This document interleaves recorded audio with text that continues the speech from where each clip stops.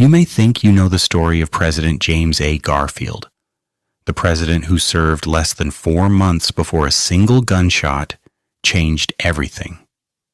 But this video isn't the version you've heard. This story is told the way Americans experienced it in 1881, through newspapers and in real time. There was no summary, no hindsight, only headlines.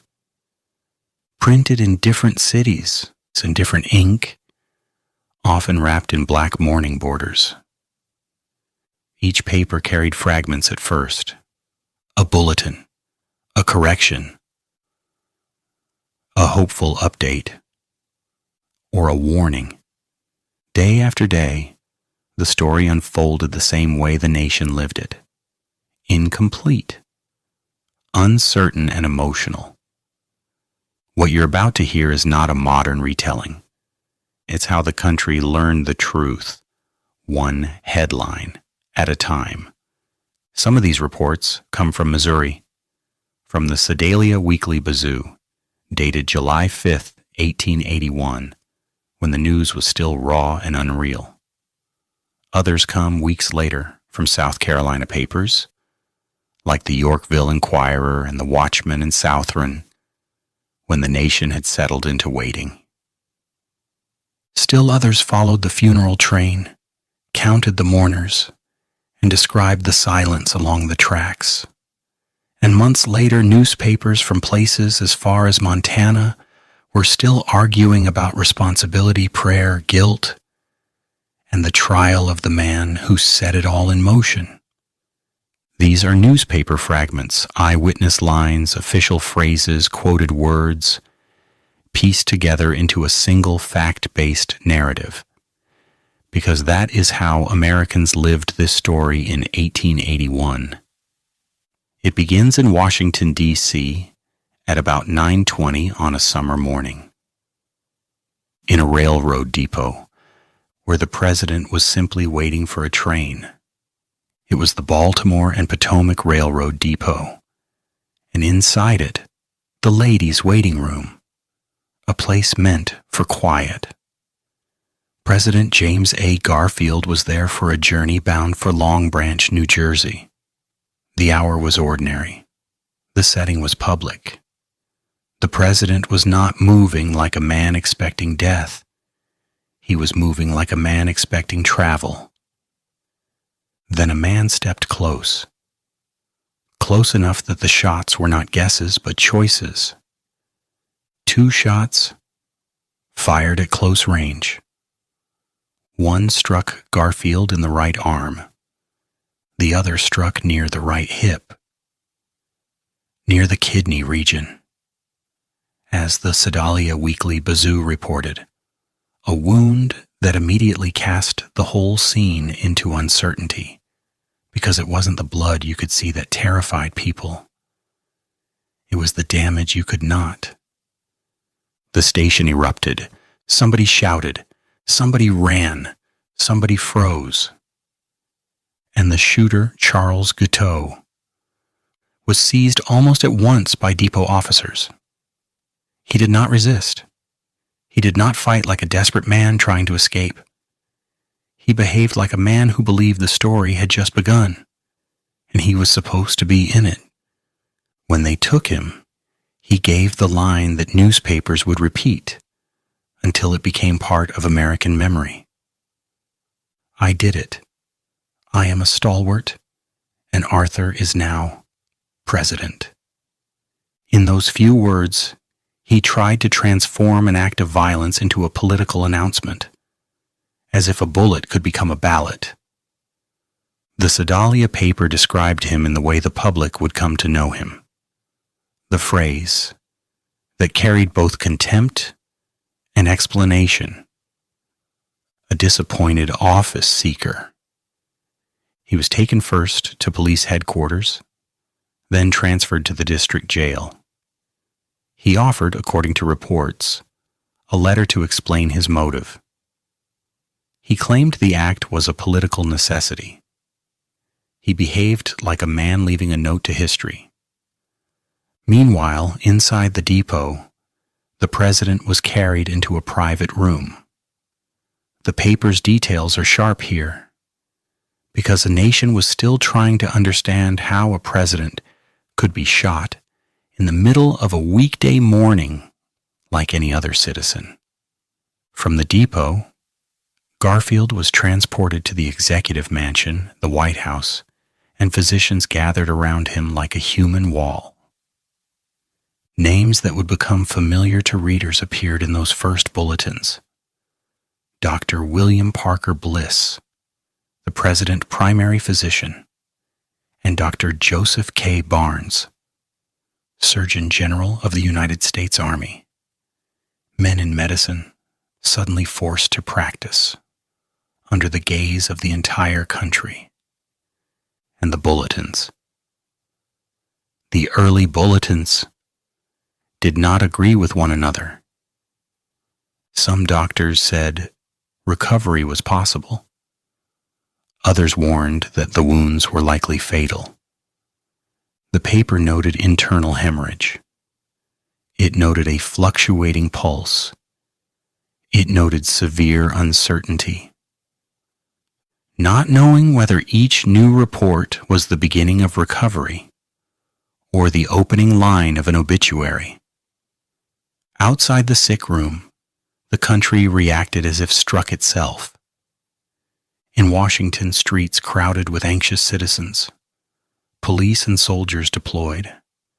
People hovered near telegraph offices as if the wires carried not ink but oxygen. In New York, trading at the stock exchange was disrupted. Crowds gathered outside newspaper offices throughout the day, returning repeatedly as new bulletins were posted.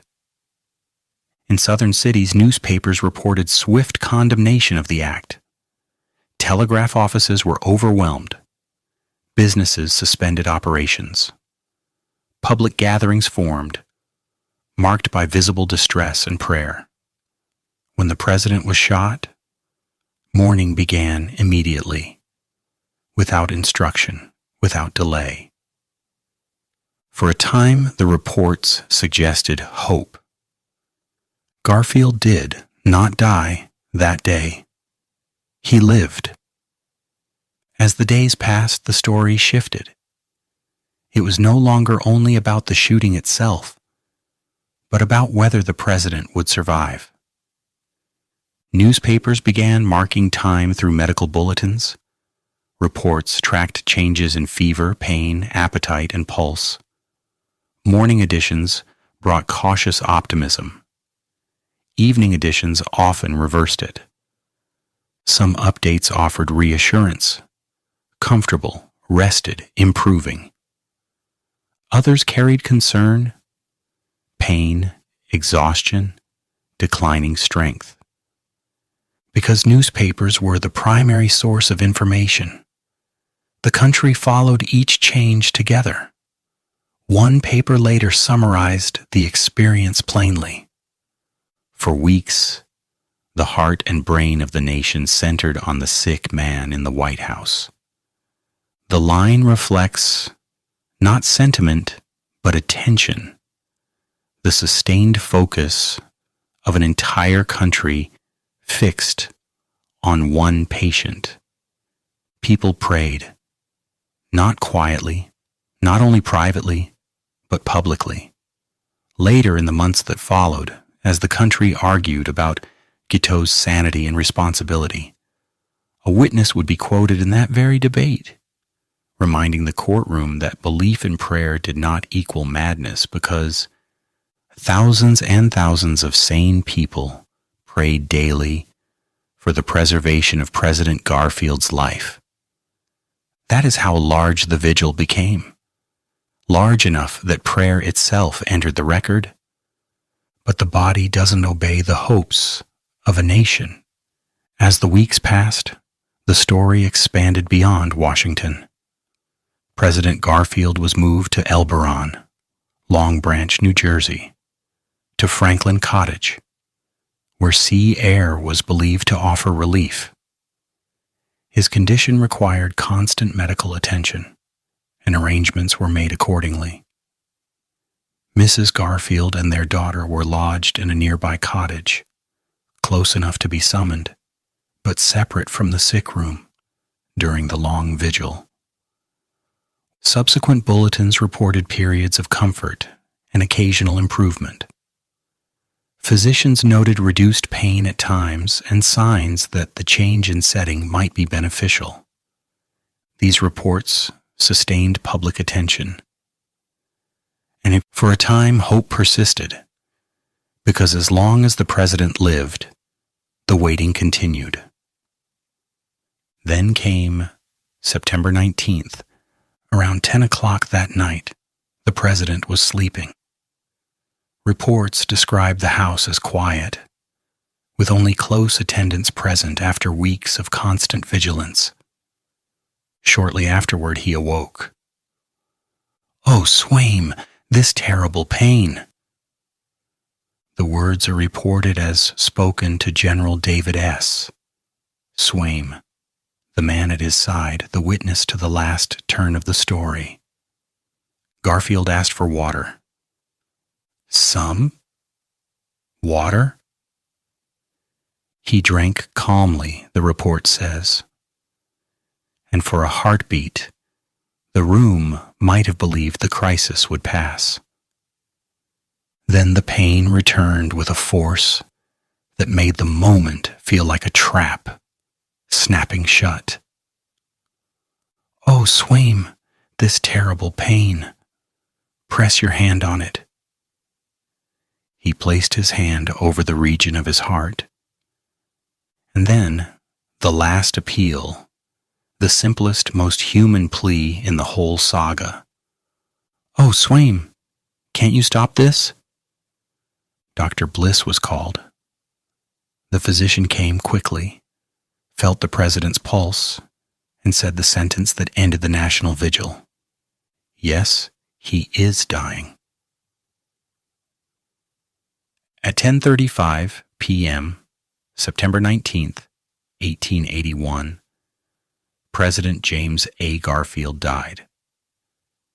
The newspapers described it with restrained force.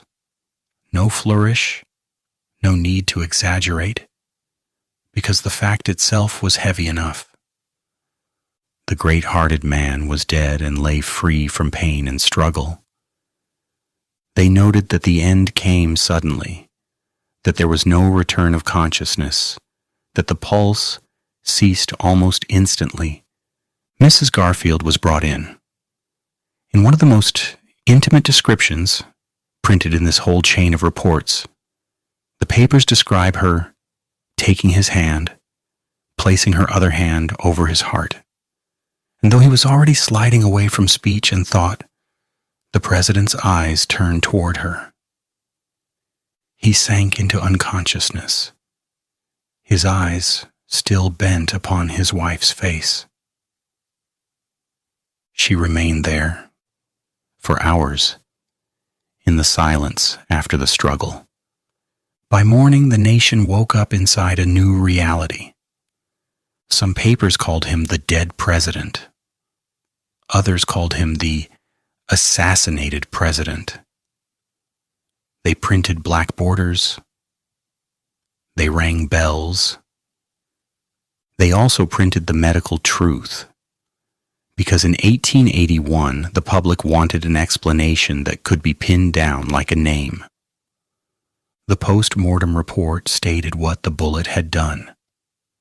It fractured the right 11th rib, passed through the spinal column, lodged behind the pancreas near the spine. The fatal event was described with chilling precision. Secondary hemorrhage from one of the mesenteric arteries. Nearly 1 pint of blood, the report said, escaped into the abdominal cavity. This was the hidden collapse behind the sudden pain. And then the line that would silence arguments before they could begin. The president could not possibly have recovered. In those words, the papers offered the public something like closure. Not emotional closure, but factual closure. The body had been fighting a war it could not win. And then came the rituals of mourning. Rituals described with such detail that you can almost see them. At 6 o'clock in the morning, an undertaker from New York laid out the body. The president was dressed in the same suit worn on Inauguration Day, a long black double-breasted frock coat, dark vest and trousers, and a black satin necktie worn on March 4th. The body was placed in the casket, the head positioned toward the south. And the hands mattered enough that the papers described them carefully.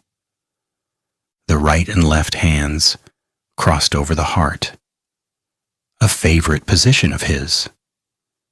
The coffin itself was described again and again, plain black with silver ornaments lined with white satin.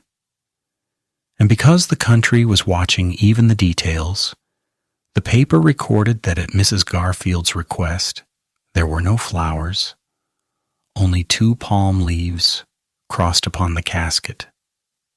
The cottage was open to the public. People arrived long before the doors opened, coming in carriages from the surrounding countryside. Visitors passed in single file. The room was small, modestly furnished, undecorated. A bell tolled continuously as they moved past. And then the description that hit readers like a physical blow. His body was greatly emaciated. Artificial means were required to make the clothing appear fitted. His face was altered, deeply lined. The paper called it the visage of an old man. It wasn't an insult, it was evidence of how long he had suffered. The papers did not pretend he looked peaceful like someone who died quickly. They showed the cost. Few passed through with eyes undimmed. That line appears in the coverage of the viewing, and it tells you what the room felt like. A place where sobs had to be suppressed because the grief was too heavy to give full voice to. A plaster cast was taken of his face and right hand. Even that detail reads like a nation trying to preserve something before it vanished completely. A brief religious service was held at Mrs. Garfield's request. The windows and doors were closed. All sounds hushed. It lasted only minutes, restrained by the schedule of the funeral train. Scripture prayer, rest after suffering, victory over death, eternal life, spoken quietly in a hallway where the coffin waited. And then the train. The funeral train departed precisely at 10 o'clock.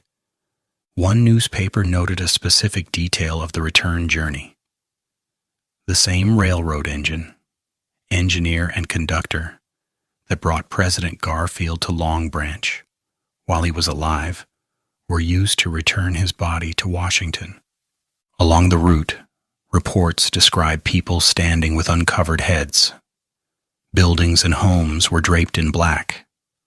Bells tolled as the train passed. At many stations, silence was observed. In some places, flowers were placed along the tracks. Students, families, and entire communities gathered to watch the train pass. In Washington, a vast crowd gathered at the Baltimore and Potomac Depot, the same place where the story had first exploded with gunfire. Military, naval, and civic organizations stood in formation. The papers emphasized the sound.